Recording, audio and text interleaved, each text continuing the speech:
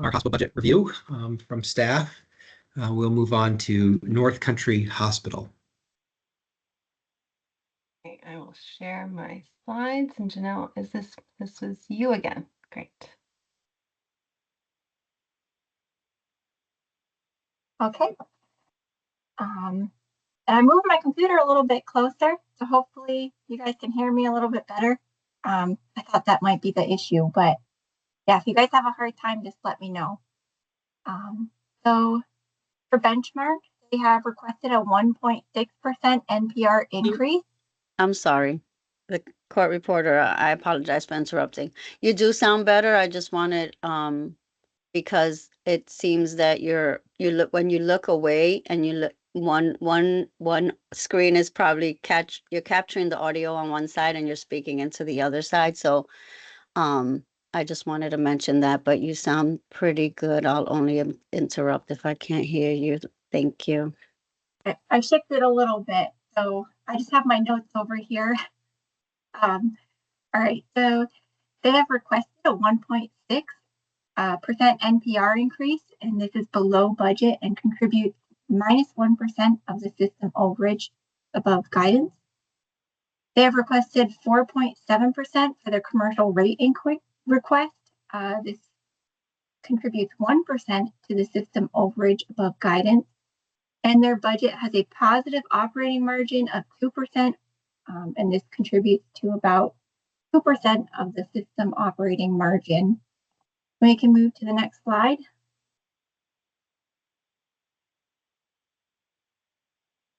So here's what the hospital has to say for justifications. It includes the fact that they have managed their expenses well.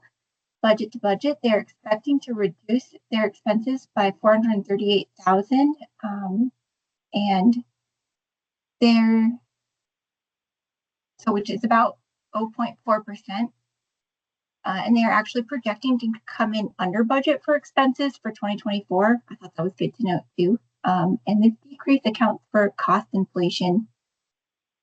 And they also rely on public payers. North Country notes that their payer mix is 67% Medicaid and Medicare, including Medicare Advantage. And they argue that their reliance on public payers necessitates a higher commercial rate. We can move to the next slide. So for history of NPR growth by payer, commercial is the top line here. And outside of 2022, it has always had the largest NPR of any payer. After 2022, it's risen steeply, and it accounts for nearly 65% of total NPR for budget 2025. Just summing these and coming up with a percentage. Moving on to Medicare, there was slow and steady growth up until 2024, projected where there was a sudden drop-off, and it's budgeted to increase slightly for 2025. And Medicaid has remained relatively flat with a peak in 21 to 22. And we can move to the next slide. So here's actual versus budgeted NPR. So taking a look, it looks like Medicare has consistently been under budgeted, while Medicaid has been variable. Some years are over, some years are under. Commercial has consistently been over budgeted, with the exception of 21. This runs true for total NPR as well. So same pattern. It's been over budgeted with the exception of 21. And we can move to the next slide. So change in charge against commercial revenue. Historically, it's hovered around 4%, a little bit of a dip there, it looks like, in 22. There's a spike in 2023, and then following that, it has returned to that 4% range. Budgeted commercial NPR dipped after 2018 and then slowly increased with maybe a small decrease for 2022. In 2023, there was a larger jump and then an even bigger jump in 2024. 2025 looks to remain fairly flat compared to 2024. Maybe a little bit of an increase. actual NPR has typically come in under budget with the exception of 21. And we can move to the next slide. So expenses. Expenses have been flat from 23 to 24 about, and are budgeted to increase slightly from projected 24. So they're coming in under budget for projected. So budget to budget, though, this is a decrease. Their top expenses include labor, other non-salary expense, and other purchase service, travelers, and the miscellaneous bucket. Reporting did not include the supplies or other purchase services in prior years. So that's why it's a little bit more detailed for 24 and 25. Moving on to the table down below, it looks like for labor, they have over budgeted in years 2022 and 24. And in 2023, their labor expense came in about 1.5% high. For other purchase services, travelers, which is what I decided to look at because it appears to have been reported consistently year over year. It really peaked in 2022 and then has steadily decreased since then. The budget overages,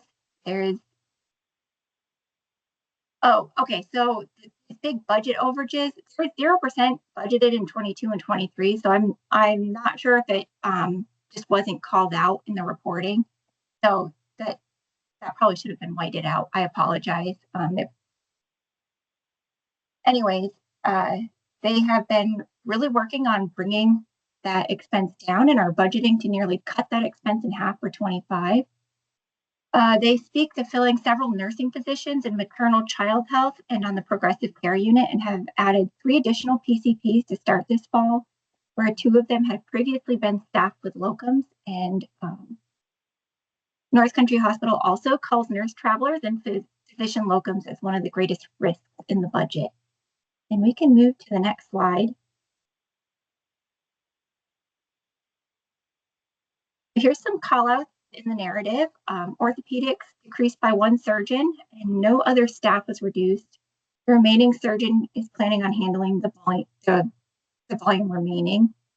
They no longer employ a urologist. The budget for 2025 consists of a 2-day-a-week urologist nurse practitioner that will be done in collaboration with NVRH. Support staff has been decreased to match, and a full-time nurse practitioner to pediatrics has been added due to patient need. They also mentioned eliminating 2 vice president positions and have opted to hold open the CFO position for a year. And talking about this upper table here, there's 18 new hires from projected to budget 25. 67% of that is clinical, 33% is non-clinical. And overall, the clinical non-clinical split is 58-42. And then looking at the changes by staffing department, the top changes are in operating room, family medicine, and then OBGYN. And we can move to the next slide.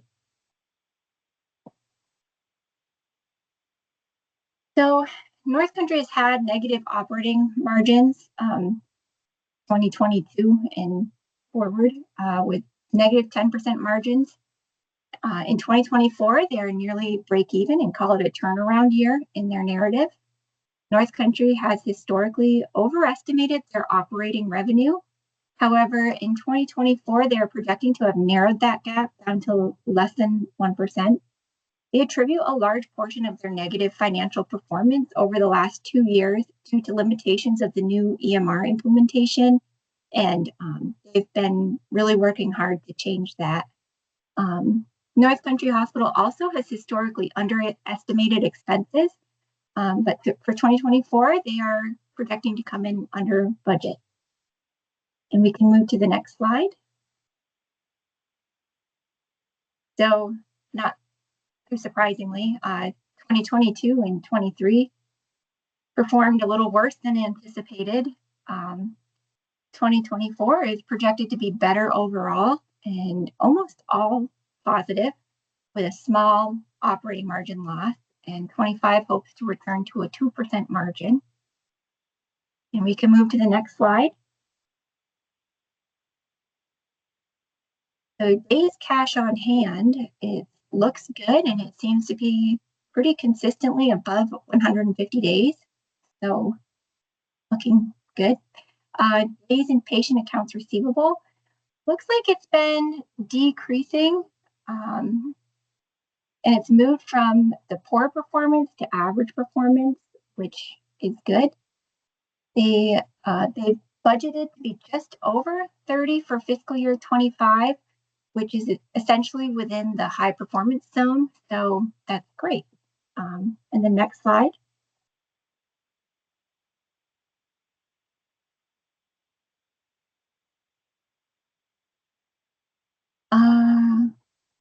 One second. So taking a look at the left, we can see that North Country has funded depreciation and it is well above break even and it's a little above the US median. But if we turn to the right, with the current ratio without that funded depreciation, we can see that it is below the break even line. So, you know, the current assets would not cover the current liabilities for a given year, I guess. We can move to the next slide. So North Country has an average age of plant above the 75th percentile. So it's good for them to have funded depreciation. And we believe that this is just missing for 22. It might be a reporting difference. North Country has been on a capital expenditure freeze for the last 3 years, and that might be why they are budgeting for a reduced age of plant for fiscal year 25. And we can move to the next slide.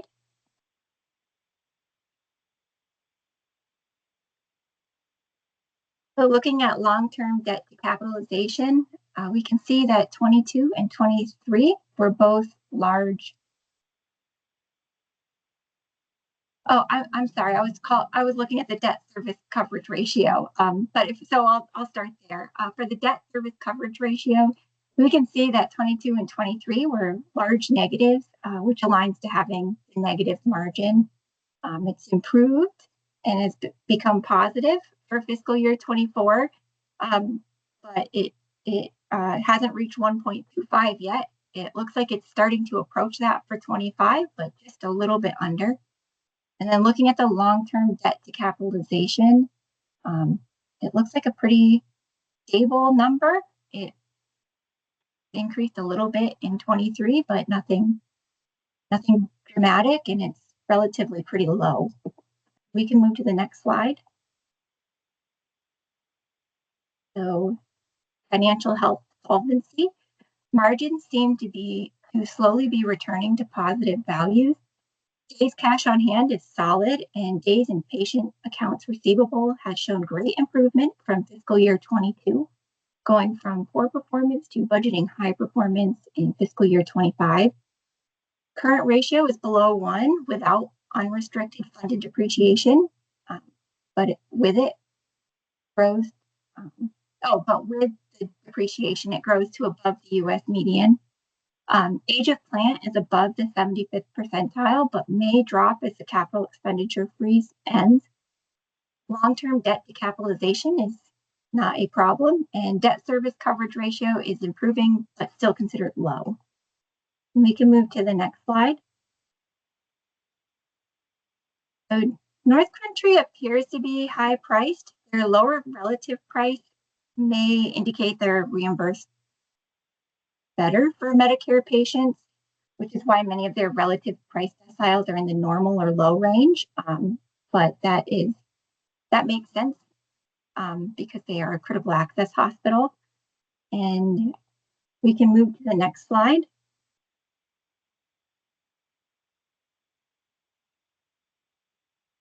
So what did they assume for Medicare/Medicaid price reimbursement increase?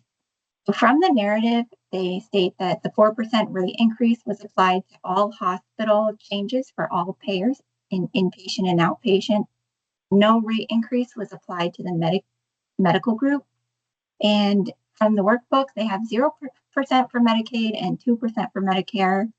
I guess in the narrative, it wasn't super clear. The workbook had it a little bit more spelled out.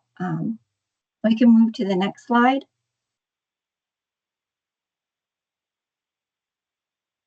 So North Country requested an NPR increase of 1.6%. According to their workbook, 2.3% of that will come from increased volume. And I just wanted to call out that North Country split additional payers such as like self-pay, workman's comp, and other government out separately in their workbook for NPR. So a volume calculation might have been a bit different. I'm not exactly sure, but that might be why the volume is greater than the NPR. Now we can move to the next slide.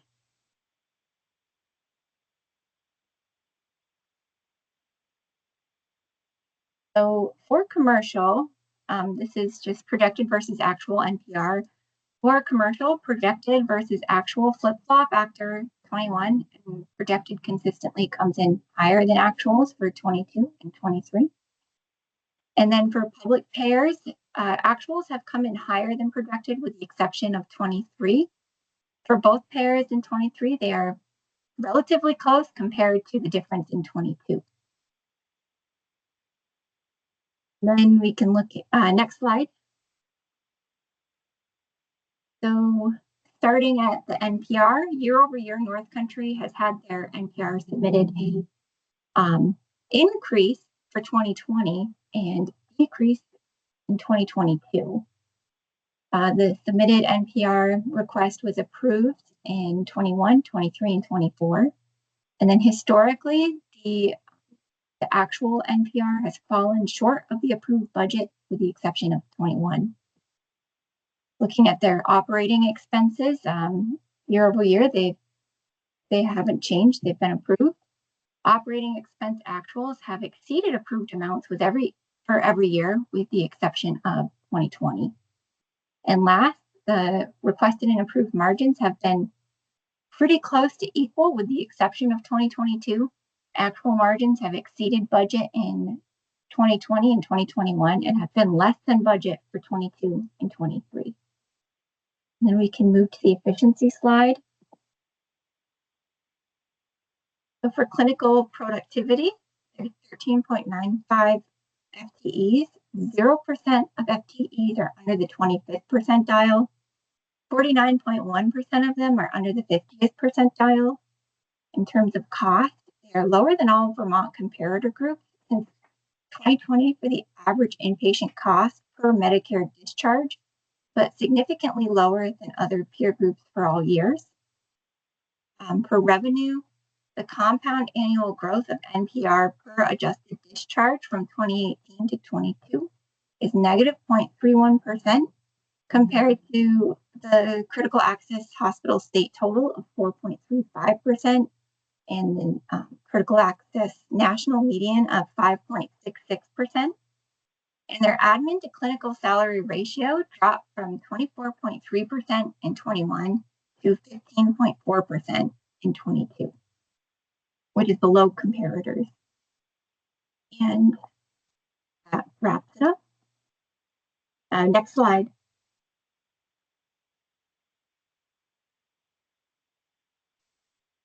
Thank you very much, Janelle. I will make the motion, and I move to approve North Country Hospital's budget with modifications as follows.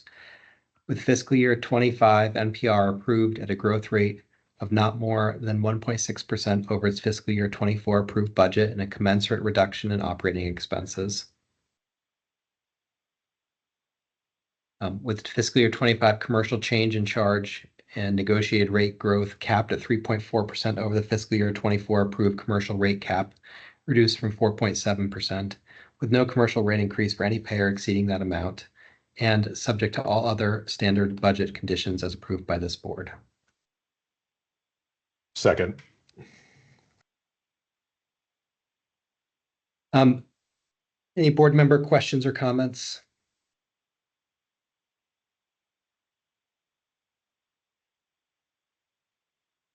I'll make one comment just from an observation. I really appreciated North Country's presentation and some of the steps they're taking towards financial stability. You've seen a bit of a turnaround here that's fairly pronounced. And I really appreciate the steps they're taking to share some physicians and to really look hard at whether or not it is logical or sustainable to replace particular providers that they've lost. And the expense management, the steps they took to on the CapEx freeze and holding open positions, I think has really helped stabilize the hospital from a financial standpoint. And I wanted to recognize that. I realize this motion that's been moved is a slight reduction in the rate increase. And I look forward to hearing other board members' thoughts when it's an appropriate time on that. Any other board member comments?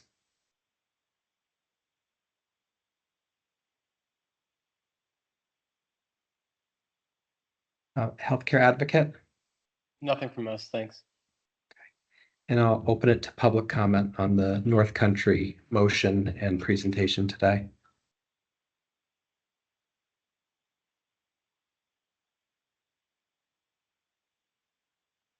Okay, hearing none. Thank you, Ms. Vigario, very much for your presentation. I'll turn it back to Director Barabee. Okay. The next one up. So Emma will take Mount Escutney. I believe this is the last one that we have planned for today. So thanks, Emma.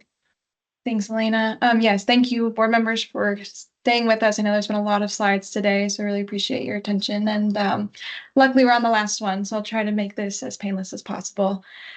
Starting with their benchmarks, Mount Escutney is actually now the only hospital that has reached and achieved all the benchmarks that we set out in guidance. You may recall that initially their NPR request was above guidance, but due to some adjustments with their unapproved con projects for their budget, they've actually come in below at 3.2%.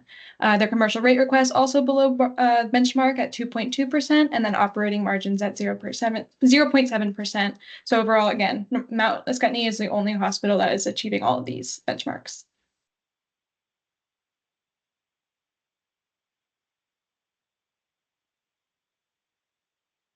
So we had a summary of hospital justifications here. However, now that they are not, or they're within benchmarks, this is no longer applicable, which is great. We can just move to the next slide.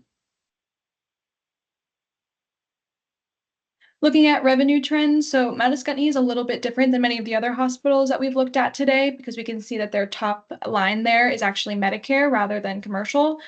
So Medicare is their largest payer for NPR. They've increased from 28.4% or 28.4 million, excuse me, in 2018 to 41.2 million in 2025 budgeted. Below that is commercial. Similarly, we see increases, though probably not quite as fast, increasing from 18.4 million in 2018 to 25.7 for 25. And then we can see that they get very little or not very much Medicaid NPR, so 3.3 million up to 6.1 million. So overall, especially in comparison to commercial and Medicare, not a very big chunk. Looking at this slide, overall, the main things that we can take away from this are, one, if we look at the commercial line on the top, we can see that since 2020, there have been positive values, which means that they have under budgeted for commercial revenue. Whereas for Medicaid, it's a little bit more even. There's some years they're over, some years they're under, and that's expected. But then for Medicare, we can see that most of them are also under budgeted. So again, this would indicate that they're getting more money from Medicare than they're budgeting each year, which means that they could have reduced that commercial rate some. Looking at their change in charge, we see overall that Mount Escutney has a smaller range than some of the other hospitals. So we still see that same kind of increase from 22 to 24. You can see the increase from 2.2%, 4.7, and then 5.10% in 2024. However, this increase is still less than a lot of the other hospitals we saw, but we are still seeing that same trend of that larger increase from 22 to 24, just likely less important or less impactful at Mount Escutney.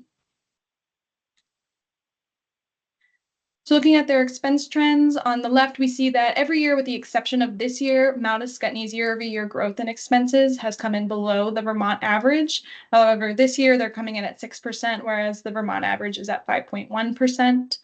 On the right side, again, we see labor is the largest chunk. So looking at 25 specifically, 66% for labor, 7% for medical and surgical supplies, 2% for other non-salary, and 20% for other services.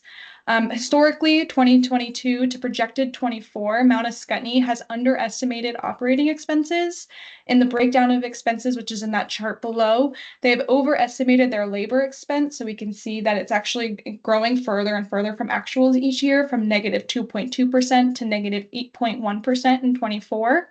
But they're underestimating, so in the opposite case, for their other services expenses. And again, we see this increasing from 22 to 24, from 12.7% under budget or underestimating in 2022 to 2024 at 27.2%. Travelers have been a major expense of Mount Scottney. They're currently operating at over 20 FTEs worth of travelers. They do mention both historic and future opportunities to work with Dartmouth Hitchcock for expense reduction, as well as their affiliation with Valley Regional Hospital, which began in July of this year.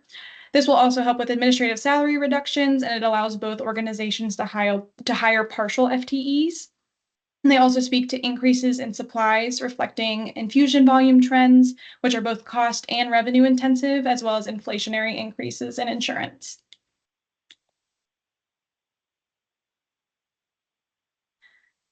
Looking at their labor, so starting with their clinical and non-clinical budgeted split, we see that it's 54% clinical, 46% non-clinical. This split is a little bit different from many of the other hospitals we've seen. Most other hospitals are closer to the 60 to 80% clinical. So we definitely have more non-clinical impact here. But we do see that with their distribution of additional budgeted FTEs, that they are hiring or they are adding more clinical FTEs. So 73% of their additional budgeted FTEs are clinical, only 27% non-clinical. From the narrative, we see that the goal is to return to employed staff instead of contracted labor. The 25 budget includes continued use of contracted labor in some areas such as nursing, diagnostic imaging, and physical therapy. However, there's less of this need is less in nursing due to successes in filling open positions with employed staff. And then on the right here, we can just see that their increases are largely, the two largest are in general services for clinical FTEs, as well as medical and surgical clinical FTEs. Overall, looking at their operating margin, historically, Mount Scottney has been able to keep a positive operating margin and is projecting just break even for 2024, and there's a small increase for 2025.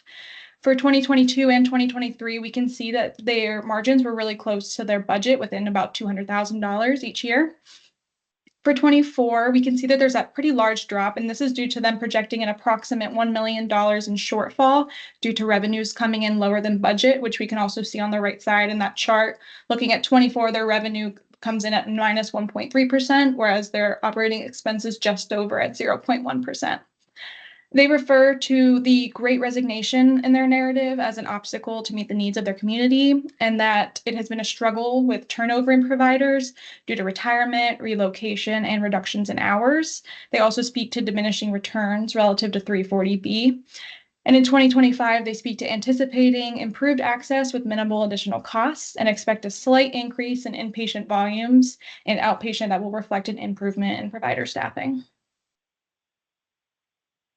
So now switching to their financial health a little bit, overall, we see that their margins, weren't really impacted, which we saw on the last slide, by 22 or 23. There's only one red value here at all. We see a slight drop in the FY24 projected operating margin, which we discussed on the last slide, but it's still positive, and overall, we don't have any major concerns for them here. Looking at their days cash on hand, this is well above the minimum recommended level. It seems to consistently be over 200 and continuing to grow. So definitely no concerns there. And similarly with their days in patient account receivable, we see them in the average to high range and really closer to the high range. So they're high performing in that regard. So again, we have no concerns with their days cash on hand or days in patient account receivable. For Mount Escutney, unlike the previous hospital, they don't have unrestricted funded depreciation, so there's just the one graph on the right. We still want to see that ratio of 1, which Mount Escutney has maintained. And it appears that they're trending positively towards that US median. So this is great, but the lack of funded depreciation may be somewhat of a concern, especially if their age of plant is high, as they may soon need to upgrade some of their assets. So we can look at the next slide for their age of plant. So what we see for Mount Escutney is that they are between the 25th and 75th percentiles, which is lower than many of the other Vermont hospitals. They've also dropped from FY23 actuals to FY24 projected. They talk about some facility and patient care related equipment improvements for FY25 in the narrative, as well as the most significant being a new plant chiller, a replacement plant chiller for FY25. For long-term debt to capitalization, again, not really a good number, but we see this decreasing, and it is below the 50%. It's on the higher end of Vermont hospitals. Some are, low in the teens, but overall, we don't have any concerns here with their long-term debt to capitalization. For their debt service coverage ratio, again, no concerns. We see them well above that minimum standard ratio for lenders. And so overall, once again on this slide, no concerns for the Mount Escutney. So to summarize, margins overall are positive or very close to it. We know there was a little bit of a dip in 24, but overall it seems solid. Their days cash on hand is high. Their days in patient account receivable is average to really high performing. Their current ratio is above 1, even without unrestricted funded depreciation. However, that is lacking. But their age of plant is lower than most Vermont hospitals, between the 25th and 75th percentile. Their long-term debt to capitalization continues to decrease year over year, and then their debt service coverage ratio was solid. We have no concerns there. So switching gears to Rand, we can see that we would consider Mount Escutney to be a higher priced hospital. We see that their deciles for standardized price are 9 or 10. And again, we're seeing the same trend of relative price being lower due to them likely being reimbursed well for Medicare patients due to them being a critical access hospital. So they wrote a lot for their assumptions for the Medicare and Medicaid price reimbursement increase. Generally, they're explaining the way that them as a critical access hospital is reimbursed for Medicare. And then in the second portion, when they're talking about Medicaid, that they were actually, I think, the first hospital to submit their narrative. So they wrote it before recognizing that Medicaid was in fact not increasing, but there were rumblings that there weren't going to be increases. So from their workbook, we see 0.9% increase for Medicaid and 1.9% for Medicare. So that 0.9% for Medicaid could be due to the fact that Mount Escutney is so close to New Hampshire. So perhaps that's coming from anticipated increases from out-of-state patients, because we know that in Vermont, there's no increase budgeted for Medicaid. And then 1.9% for Medicare seems reasonable. Looking at their payer mix, again, Mount Escutney is a little different than most of the hospitals we've discussed today. They've got a 56.5% payer mix of traditional Medicare and Medicare Advantage, followed by 34.8% in commercial and just 8% for Medicaid. Looking at their changes to volume and utilization, it looks like they're anticipating increases largely in traditional Medicare and Medicaid, with a slight increase in commercial and Medicare Advantage to be stable. And so overall, Mount Escutney requested an NPR increase of 3.2%, but according to their workbook, 1.8% of this will come from increased volume. Looking at their projected versus actual NPR, we see that overall they're actually very close. So for the commercial projected versus actual, we see their actuals came in a little over 21, a little over in 22, pretty much just right in 23. So overall, that seems to be pretty consistent. And we see the same trend with their public payers. So slightly over with actuals in 2022. They may have slightly under budgeted or under projected that year, but overall, we don't see any major concerns. Looking at their budget history, year over year, Mount Escutney has had their NPR and FPP submitted decreased in 2020. It was approved in 21 through 24, so we just saw a slight decrease in 2020. See, it goes from 55 million to 53.8 million. Looking in the center at their operating expenses, they had their operating expenses from submitted to approved reduced in 2020 and 2021. But after that, they've had their operating expense approved in their other years. Their actuals have exceeded approved amounts every year with, again, the exception of 2020. And then finally on the right with the requested and approved margins, they've been pretty close to equal, again, with the exception of 2020. And actual margins have been equal to or exceeded budget every year.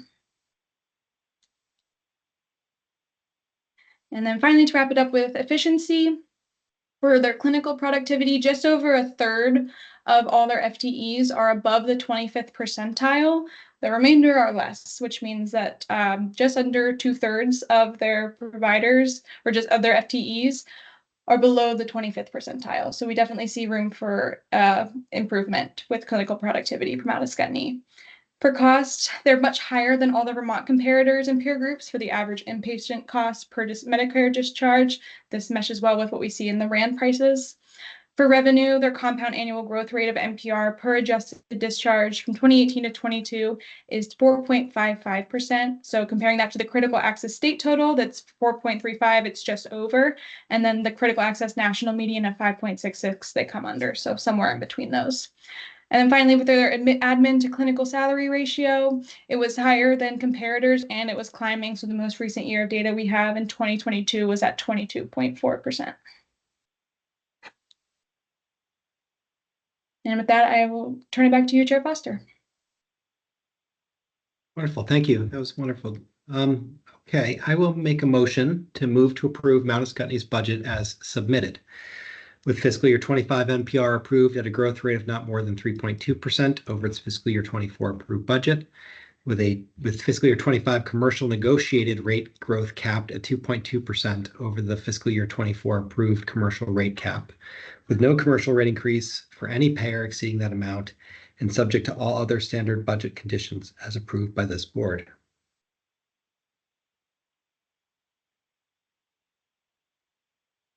Second.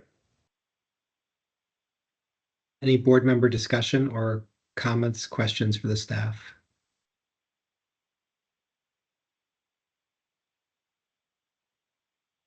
Healthcare advocate Nothing from us. Thank you. and public comment.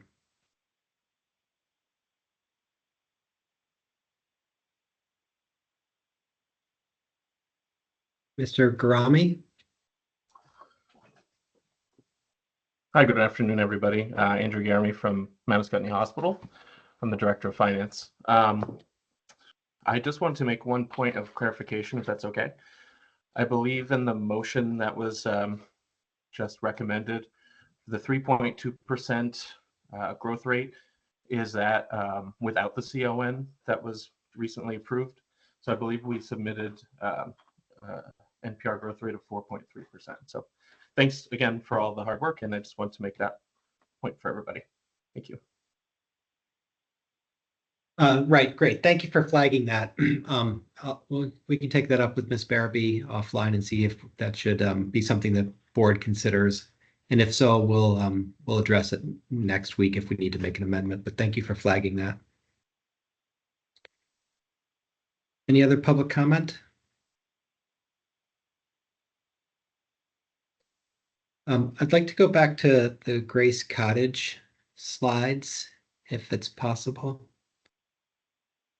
Yes. Let me.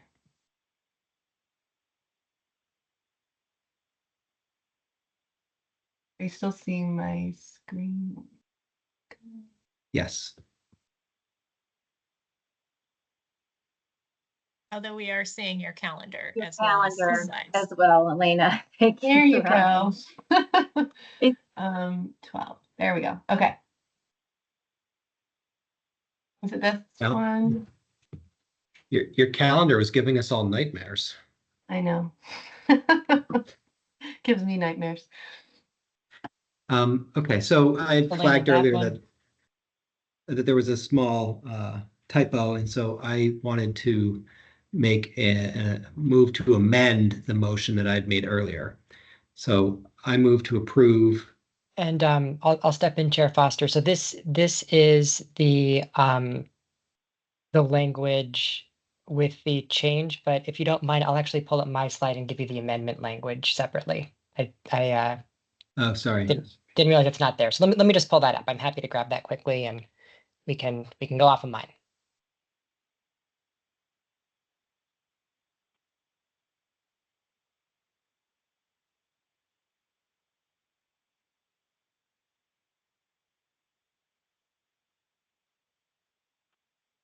So you should see that. That's a motion to amend, and this is based off of the typographical error that I made in miswriting the commercial change in charge and negotiated rate growth cap as proposed by the staff. Right.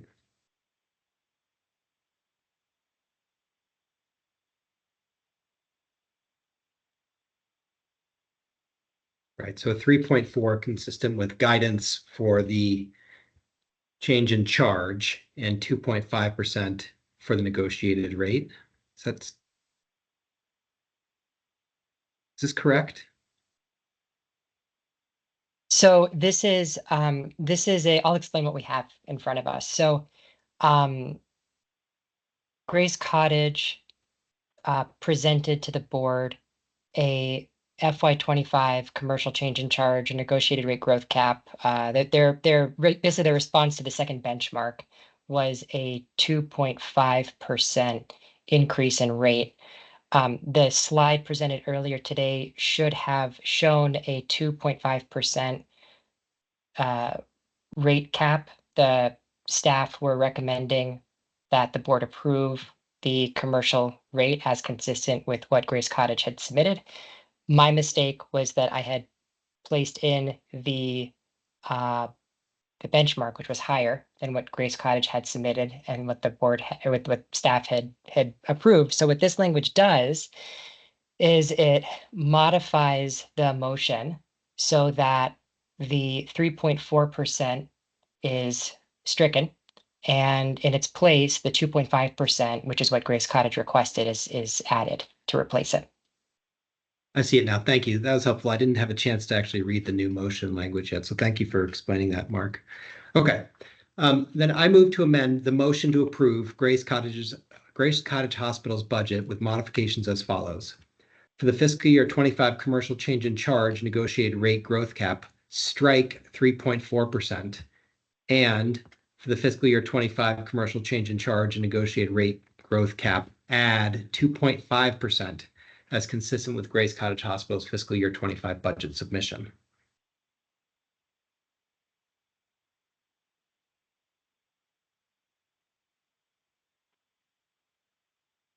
I'll second. And I will take a vote on this motion because the motion is to modify the prior motion. Is that correct, Mark? That's right. So the vote on this amendment is a vote to amend the language, the motion that is being considered by the board, which means, just to be very clear on this, if the board votes to pass this amendment, it will be voting to change the motion as presented earlier today to show 2.5% rather than 3.4%. That's to fix the error. The board will not be voting on whether or not to pass the motion itself. That motion, like the rest, will be tabled for today and carried into next week for further discussion and for a vote. Perfect. All in favor of the motion, please say aye. Aye. Wait, sorry. I messed up the process.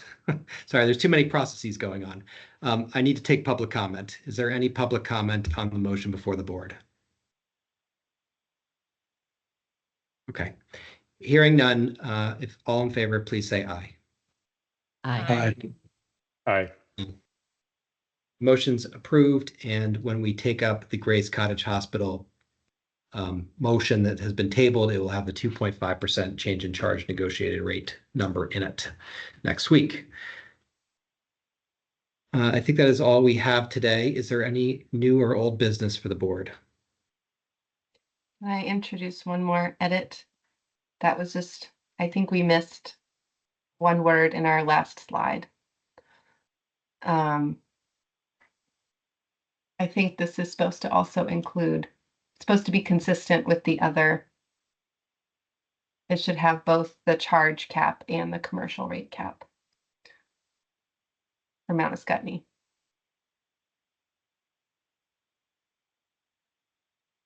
Well, that is an oversight on my part, and I do apologize. Let's think do, I think the chair could just take that as a friendly amendment. I don't think you have, like, typically if someone has made the amendment and it's been seconded but not voted on, the person who makes the amendment can accept it as friendly as long as the seconder agrees, and we don't all have to vote on it, because typically you wouldn't vote for something that you were then going to vote against later, which I don't know if any of us will on this, but that might just be easier. I think it is, and we can do that, and that way we have the right paperwork in front of us for next week. So I'll take it as a friendly amendment. And then whoever seconds it can just agree. I can't remember who seconded, if it was Dave or Tom, but It was Dave. I can agree. Yeah. Okay. Reset. And then Mark, for next week, we can just have that added in and then we're good. Great. I saw many of you were up very late last night and early this morning working on this. So thank you for all the hard work to get this presented today. Any other new or old business for the board? Okay, and I will move that we adjourn. second. All in favor, say aye. Aye. Aye. Michelle, thank you for your work today, and to all the hospitals for participating today, and we can go off the record and adjourn. Okay, we're off the record at 2:12 p.m. You're very welcome.